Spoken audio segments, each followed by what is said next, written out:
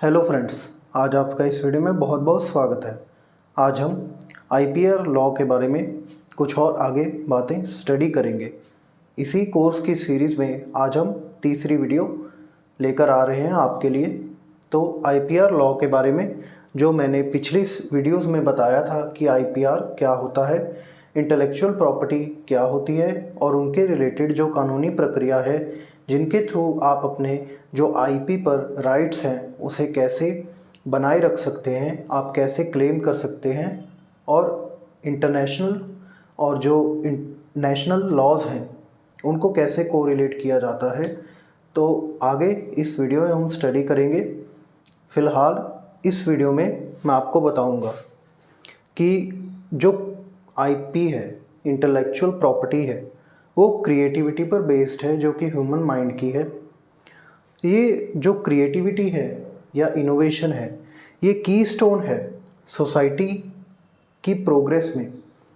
Creativity या innovation हमेशा ही उसका कीस्टोन रहता है कि सोसाइटी प्रोग्रेस कर सके। किन मापदंड में? इकोनॉमिकली और सोशली, दोनों पहलुओं पर हमारी जो सोसाइटी है वो प्रोग्रेस कर सके, डेवलप कर सके।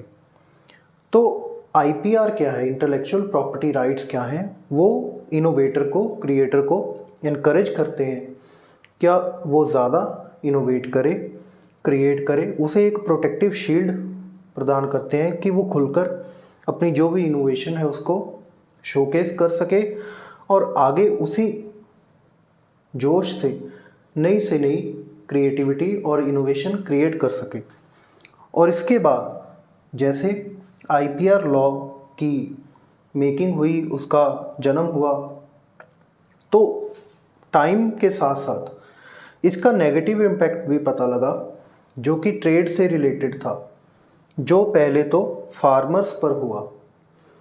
फार्मर्स पर क्या हुआ कि उनके कई काम होते हैं, जैसे कि सीड्स को प्रिजर्व करना, उनको उगाना, स्टोर करना। वो आपस में सीड्स को खरीदते भी हैं, बेचते भी हैं, वो सभी काम करते हैं। तो एस्पेशली फार्मर्स को एक प्रोटेक्शन प्रदान की गई, उनको राइट प्रदान किया गया, एग्जम्पशन प्रदान की गई कि right to sell, share, exchange, store और मल्टीप्लाई और फर्दर वो किसी और को भी प्रदान कर सकें, वो फर्दर भी आगे किसी को बेच सकता है। तो ये फार्मर्स को प्रोटेक्शन प्रदान की गई आईपीआर लॉ से, क्योंकि वहाँ एक कॉन्फ्लिक्ट राइज हुआ कि फार्मर्स क्या अपने सीड्स प्रिजर्व कर सकते हैं, रख सकते हैं, कि उन्हें आगे सेल कर सकते हैं पर्टिकुलर कैटेगरी के, पर्टिकुलर कोड के। तो ये कि स्पेशली उनको एक प्रिविलेज और राइट प्रदान कर दिया गया। और फार्मर्स को एक और राइट प्रदान किया गया कि जो भी अगर किसी भी ट्रेड रिलेटेड कोई भी इन्फ्रिंजमेंट हुई है तो अगर तो वो अंडर इग्नोरेंस है कानून की, कि उनके कानून के बारे में उनको पता नहीं था, तो उनको भी प्रोटेक्शन मिलेगी जो कानून था ट्रेड से रिलेटेड। और एक आगे आईपीआर से एक और प्रोटेक्शन मिलती है, एक एग्जम्पशन है।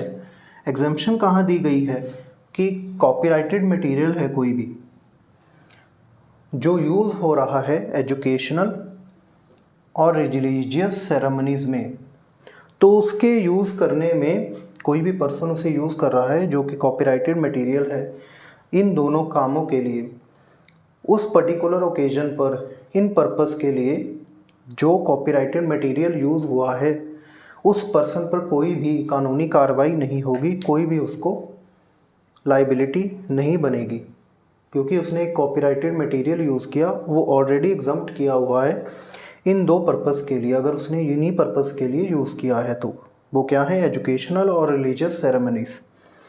और इसके आगे जब हम आईपीआर के बारे में स्टडी करते हैं तो एक और नया डोमेन इसका अराइज हुआ कि एक नई प्रॉब्लम अराइज हुई कि इंडिया एक बायोडाइवर्सिटी रिच कंट्री है। यहाँ काफ़ी तरह की कम्युनिटीज़ हैं, सोसाइटीज़ हैं और कई तरह के रिलीजन हैं, कोई भी कम्युनिटीज़ हैं, उनकी अपनी कोई ना कोई ट्रेडिशनल नॉलेज, ट्रेडिशनल टेक्निक्स या कोई भी मेथडोलॉजी होती ही होती है। तो एक नया कॉन्फ्लिक्ट अराइज हुआ आईपीआर लॉ के बारे में।